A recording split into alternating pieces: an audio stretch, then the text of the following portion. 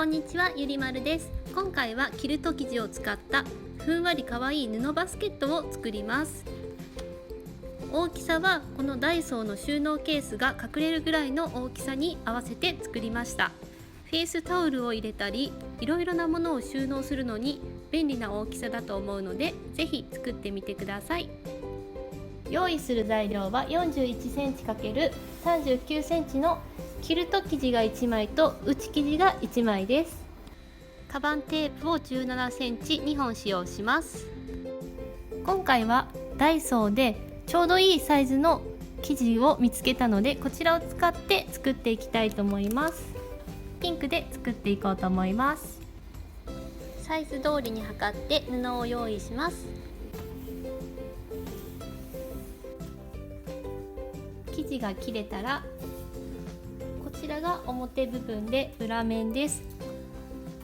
半分に折り曲げて 7.5 センチの正方形を当てて、この角に当てて印をつけます。こちらも印をつけます。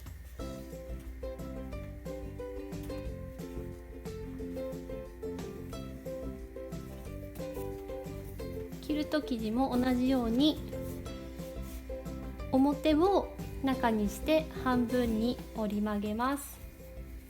7.5 センチの正方形を角に当てて印をつけます。ここをどちらとも切っていきます。重ねて切ります。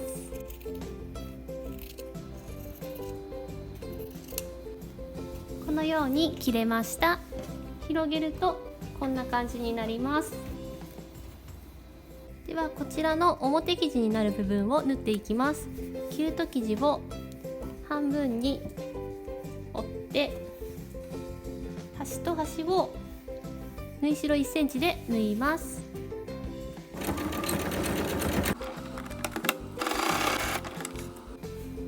こことここを縫い代1センチで縫っていきました。縫えたらここの部分を縫い代1センチで縫います。こちらも縫います。どちらもこのように縫えました。この内生地部分を縫っていきます。内生地を中表に半分に端と端を合わせて折って、こことここを縫い代1センチで縫います。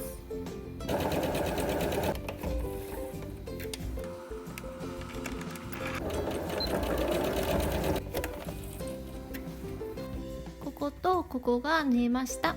縫えたらこちらを広げて、端と端を合わせて縫い代1センチで縫います。こちらは返し口にしたいので開けておきます。キルト生地の内側に取っ手をつけていきます。ここを6センチ開けたいので、中心から3センチ3センチのところに印をつけます。そしてこちらの17センチのカバンテープを1センチほど出して、下向きにこのようにして縫います。縫い代5ミリのところを縫っていきます。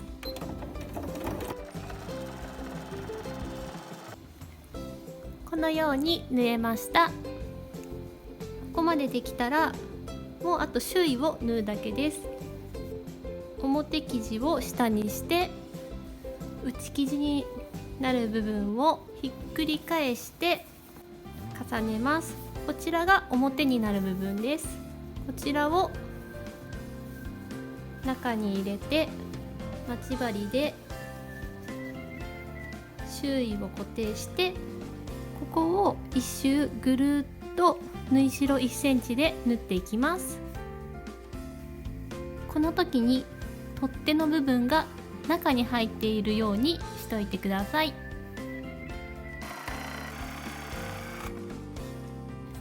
一周縫っていきました。できたら内生地の返し口からくるっと回してひっくり返します。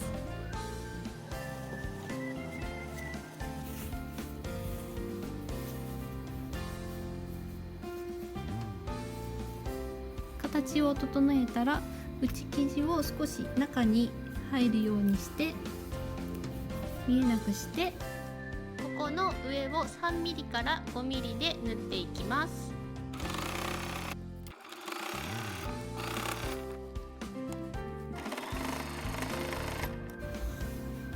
このように縫えました。最後に返し口だった内生地のところを中に1センチ折り曲げてこの字とじをします。